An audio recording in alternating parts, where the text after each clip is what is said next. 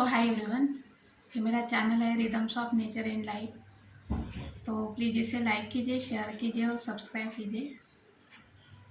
तो कभी कभी हम बाहर निकलते हैं, कुछ होता है तो कभी कभी कॉमेडी हो जाती है, कभी कभी इंसान के साथ कुछ इमोशनल चीज़ें हो जाती है, तो कुछ अच्छी कुछ बुरी कुछ भी हो सकता है। ऐसे नॉर्मल डे तो किसी का नहीं जाता। तो एक बार मैं ट्रेन से जा रही थी, तो मेरे साथ में कहाँ से दो लड़कियाँ चढ़ी, कहाँ से चढ़ी मुझे याद नहीं है। दोनों को दिखता नहीं था, उनको कुछ स्कॉलरशिप मिलने वाली थी। जो फोर्ट में एक कॉलेज है, श्रीमती ठाकर सिबाई कॉलेज, वहाँ उनको बुलाया गया था। तो और उन्हें रास्ता बिल्कुल पता नहीं था, क्योंकि चर्च के स्टेशन से वो कॉलेज कम से कम नियर बाय 20 या 15 मिनट्स की दूरी पर है। और रास्ता थोड़ा वैसे सिंगल वे है, लेकिन कभी कभी मैं भी भटक जाती हूँ, तो उनको तो कुछ समझ में नहीं आ रहा था कैसे जाए। तो ठीक है, मैंने कहा मुझे बहुत ही अर्जेंट काम था। फिर भी मैंने कहा कि चलो मैं तुम दोनों को छोड़ देती हूँ। मैंने सर को फ़ोन किया कि सर मुझे दूसरा काम है, थोड़ा लेट होगा, तो इट्स ओके। फिर मैं उनको दोनों को लेकर गई और वो कॉलेज की एंट्रेंस पे वो आ गए दोनों। और आगे दो लोग खड़े थे, एक लेडीज़ थी और एक जेंट्स थे खड़े वहाँ पर। मुझे लगा कि उनको ऑफिस तक पहुँचा दूँ मैं, ताकि मैं ये नहीं चाहती थी कि वो और कहीं भटके। तो जैसे ही मैं गेट पर एंट्री किया, वहाँ पर वो दोनों कपल जो भी हो आ गए। और उन्होंने, अजीब लगा मुझे मेरे हाथ से उन्होंने हाथ छुड़ा लिया और अपने साथ ले गए, उनको कुछ खाने पीने के लिए दिया। इट्स ओके कि उन्होंने बहुत अच्छा काम किया, क्योंकि वहाँ का एरिया का वो लोग जानते होंगे।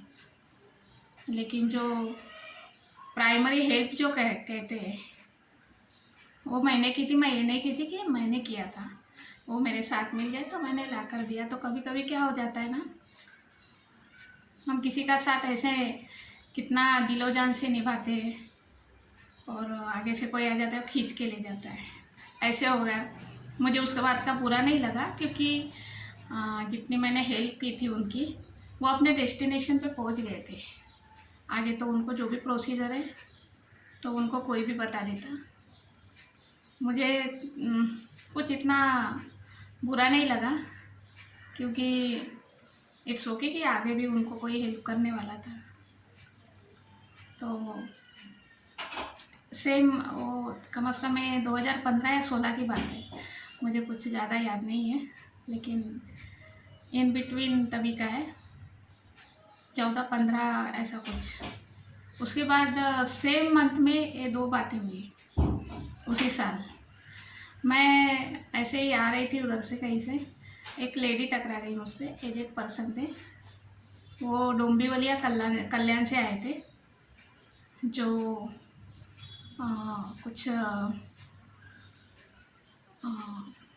ये बड़ी बड़ी जो संस्थाएं रहती है, जो सबको कुछ प्रोवाइड करती है, सोशल यानी कुछ था उनका बहुत बड़ा। तो जिनके परिवार नहीं रहते थे उनको वो लोग कुछ पैसों की या कुछ हेल्प करती थी वो संस्था। तो वो लेडी मुझे से टकराई और बोली कि मुझे एड्रेस चाहिए। तो वहाँ का एड्रेस मुझे भी पता नहीं था। वहाँ से मैं कितनी बार आना जाना की, लेकिन बिल्डिंग का नाम क्या याद नहीं रहता। वहाँ से आना जाना तो रेगुलर रहता है।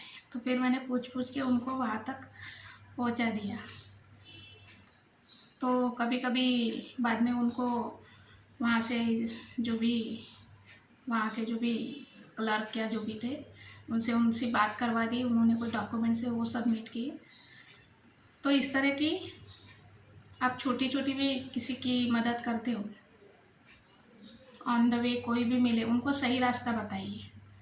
ऐसा नहीं कि आप किसी को गलत रास्ता बता दें। कभी कभी हो जाता है, मेरे साथ 2-3 बार हुआ। तो किसी को रास्ता अगर आपको नहीं है पता तो ना बोल दीजिए, गलत रास्ता ना दिखाए कि ठीक है मुझे नहीं पता। तो ऐसा कभी हो जाता है। इनके साथ अगर नए भी गए कहीं, पहली बार जा रहे हैं, तो 2-3 लोगों को पूछिए।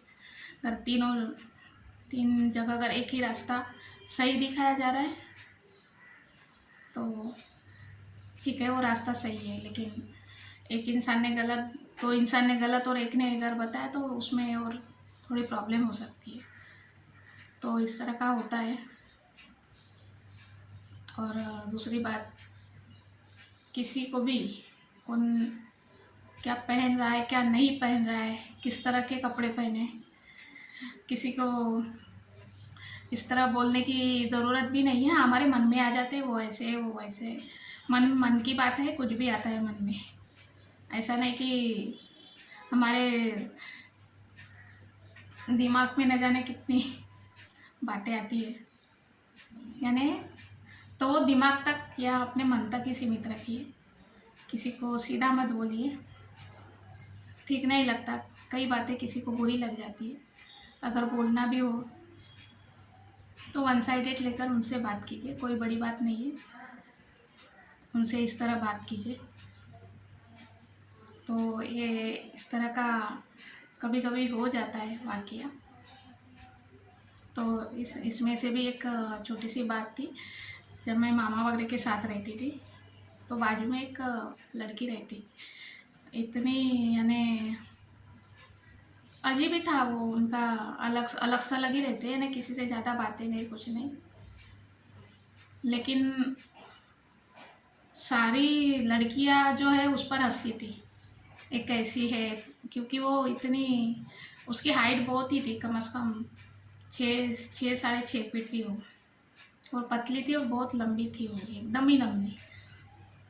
और वो कभी कभी इंसान क्या हो जाता है कि अगर कोई अपने को ज़्यादा हंसता है या कुछ कमियां निकालता है तो सभी लोग स्ट्रांग नहीं होते, कोई कोई कमज़ोर पड़ जाते हैं किसी चीज़ के लिए, तो पीछे आ जाते हैं। तो वो लड़की 7वीं या 8वीं के आगे नहीं पढ़ी वो, मुझे लगता है उससे भी कम पढ़ी थी शायद, बहुत ही कम ही पढ़ी, मुझे तो याद नहीं, लेकिन मुझे लगता है कि 4th क्लास भी उसने किया या नहीं किया था, मैं कुछ ज़्यादा बोल गई। तो उसके साथ जितनी भी लड़कियां थी उसके लेवल की, उसके एज की, सब लोग उसको हंसते थे कि तू कैसी है क्या, उसके मुंह पे बोलते थे।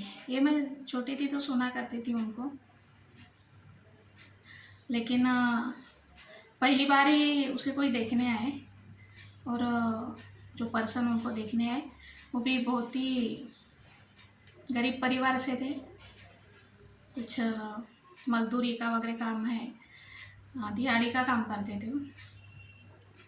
उन्होंने उसको पसंद कर लिया, उनसे शादी हो गई। और शादी के बाद कभी कभी होता है इंसान की ऐसे किस्मत खुली उनकी, तो आज उनके पास, पता नहीं कि उनकी मेहनत भी होगी, उन्होंने मेहनत भी बहुत किए होंगे। वो बाद में गांव के सरपंच है जो बने, ग्राम सेवक, यानी उनका जो, वो आगे आगे बढ़ते गए, और आज घर में गाड़ी, घर, बंगला, सब कुछ है। तो ये इस तरह का होता है, किसी को हम सोचते कि इस वक्त इसका क्या होगा, लेकिन वो किस्मत जो लिखी रहती है और वो किस्मत जो लिखने वाले हैं वही जानते हैं कि आगे क्या होने वाला है। तो ये इस तरह की छोटी सी बात थी। आजकल तो सब नॉर्मल है, कोई किसी को कुछ बोलता नहीं, सब चलता है, कोई टेंशन नहीं है। और आजकल का हर जगह का खुलापन देख के थोड़ा ठीक भी लगता है कि चलो लड़कियों को ज़्यादा रोक टोक नहीं है, सब अपने अपने मन से। पहले का अगर मैं कुछ इतिहास, मुझे इतिहास ज़्यादा पसंद है, बहुत ज़्यादा पढ़ती हूँ मैं, इतनी सारी किताबें भर के पढ़ी है, हज़ारों की किताबें खरीद कर रखी मैंने। तो वो है जैसी कि वैसे, कब पढ़ूंगी क्या, इतनी बड़ी बड़ी किताबें मेरे को फिर से रिपीट करनी है। बहुत सारी किताबें पढ़ी है, कई कई तो पढ़ी भी नहीं मैंने, और वो कितनी इतनी बड़ी बड़ी किताबें मैं कब पढूं मेरी समझ में नहीं आता।